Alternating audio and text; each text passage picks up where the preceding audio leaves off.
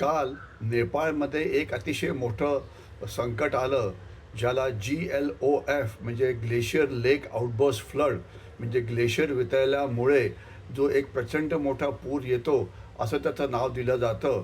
आणि यामुळे खूपच नुकसान नेपाळचं झालेलं आहे.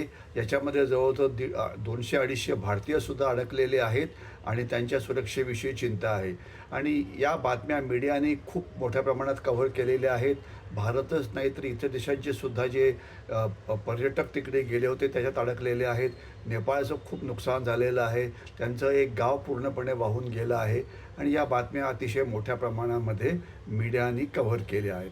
तर याचं आपण विश्लेषण कसं करतो की GLOF म्हणजे ग्लेशियर ज्यावेळेला बस्ट होतं तर त्याचा नेमका अर्थ काय, तो एक भाग झाला.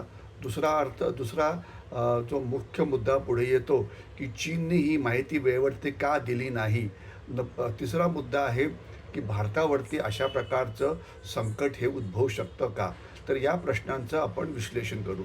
नंबर एक, GLOF म्हणजे ग्लेशियर बस्ट केव्हा होतो की काही वेळा तापमान वाढतं तर त्याच्यामुळे ग्लेशियर वितळतो. तर त्याच्यामुळे ग्लेशियरचं वितळलेलं पाणी तिथे एक असं मोठं तळं किंवा लेक बनतं आणि हे लेक काही असं पक्कं नसतं, हे नैसर्गिक असतं. काही माती खडक याचं बनलेलं असतं आणि ज्यावेळेला अचानक जास्त पाण्याचं प्रेशर वाढतं तर त्यावेळेला हे लेक फुटू शकतं आणि याच्यामुळे प्रचंड प्रमाणामध्ये प्रचंड वेगाने हे पाणी खालती यायला लागतं.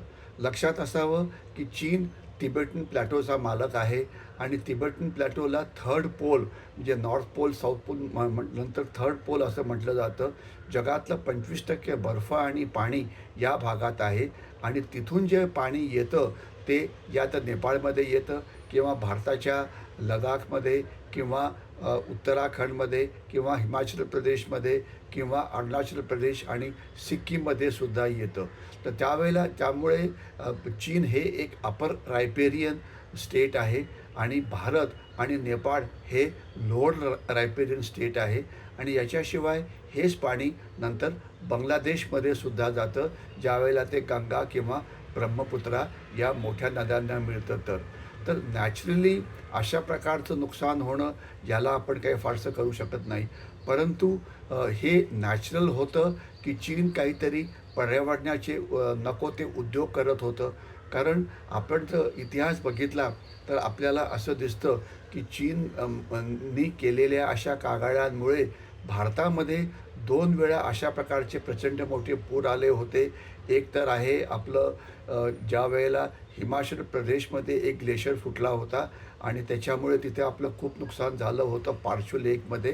दुसरं उत्तराखंडमध्ये सुद्धा आपलं प्रचंड नुकसान झालं होतं आणि यावेळेला चीनने आपल्याकडे माहिती दिली नाही. चीनने अचानक पाणी सोडलं. हे वॉटर बॉम्ब सारखा प्रकार असावा अशा प्रकारच्या बातम्या पुढे येत होत्या. परंतु कन्क्लुझिव्हली हे कधी प्रूव्ह करता आलं नाही.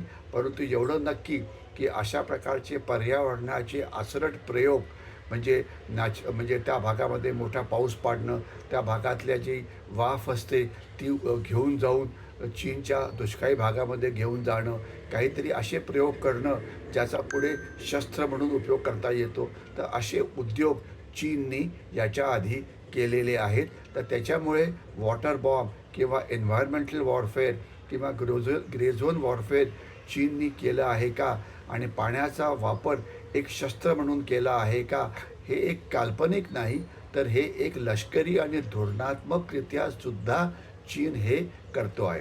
नंबर एक गोष्ट की चीननी या बाबतीत पटकन सांगितलं का नाही.